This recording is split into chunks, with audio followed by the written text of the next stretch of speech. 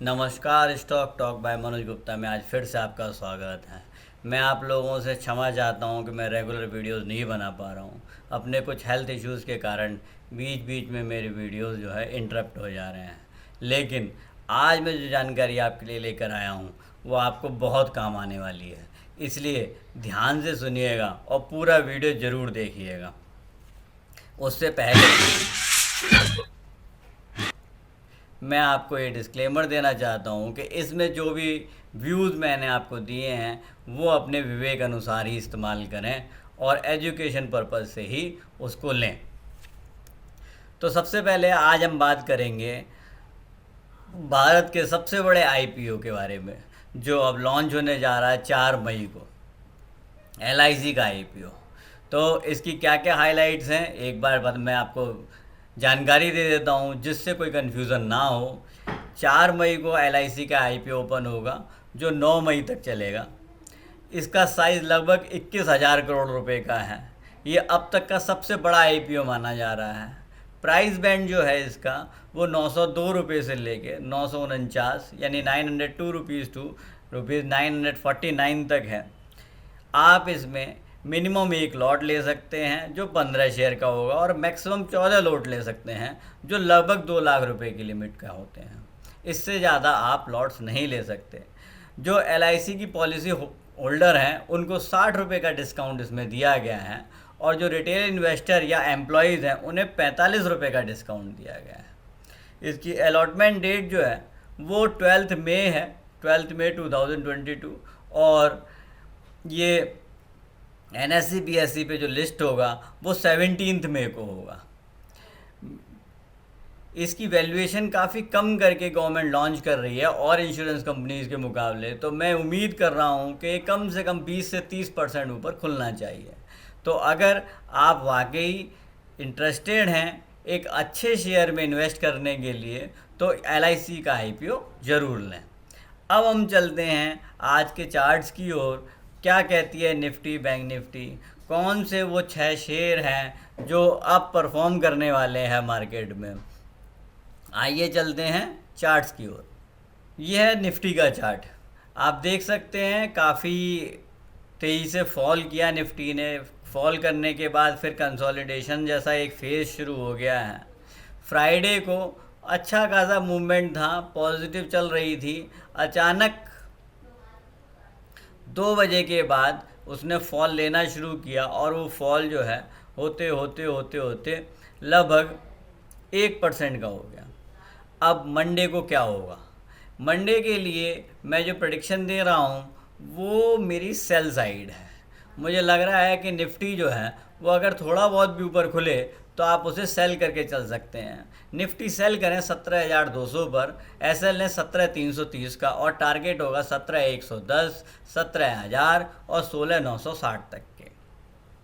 और हाँ, कभी भी ये पॉजिटिव टेरिटरी में जा सकती है। तो जैसे ही ये 330 के ऊपर ट्रेड करे और 1 घंटे तक टिकी रहे तो तुरंत अपने ट्रेड को बदल दें, तब ये बाई साइड में आएगी। और उसके लेवल्स क्या होंगे वो हम अपनी वेबसाइट पे और अपने ब्रॉडकास्ट ग्रुप पे ज़रूर देंगे।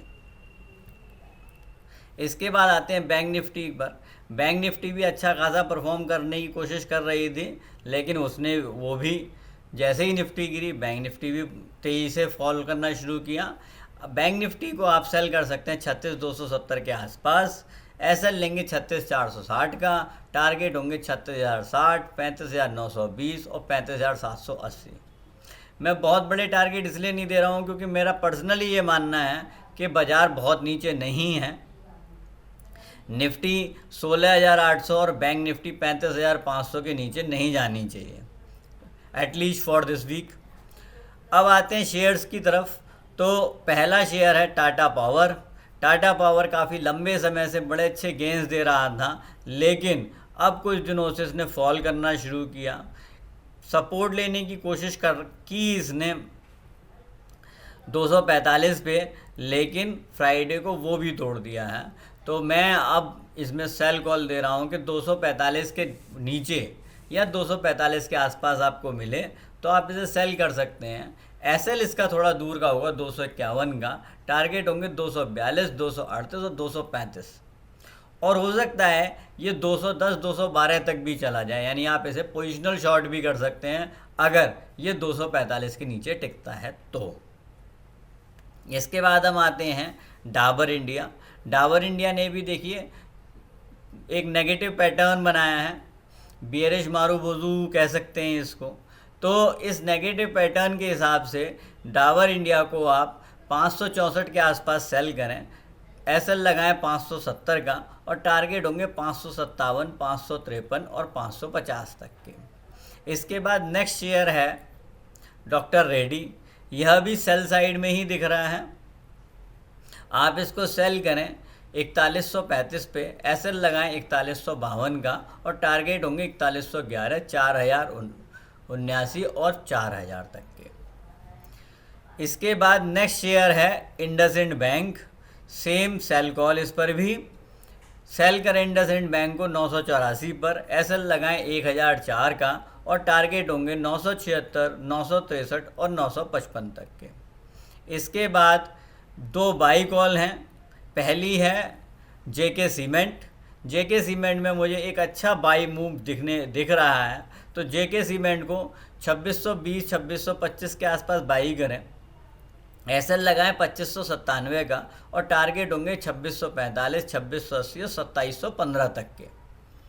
इसके बाद नेक्स्ट है एम्फेसिस। एम्फेसिस भी बहुत अच्छा एक बेस बनाकर उठना शुरू हुआ है, थर्ड कंसेक्यूटिव डे ये ऊपर की तरफ बंद हुआ है, तो एम्फेसिस को बाई करें 2840 पर, एसएल लगाएं 2788 का, और टारगेट होंगे 2885, 2933 और 2977 तक के।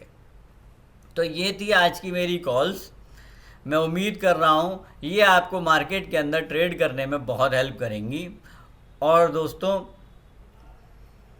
अगर आपको किसी भी प्रकार की जानकारी चाहिए शेयर बाज़ार से रिलेटेड, तो आप हमें मेल कर सकते हैं, मैसेज कर सकते हैं।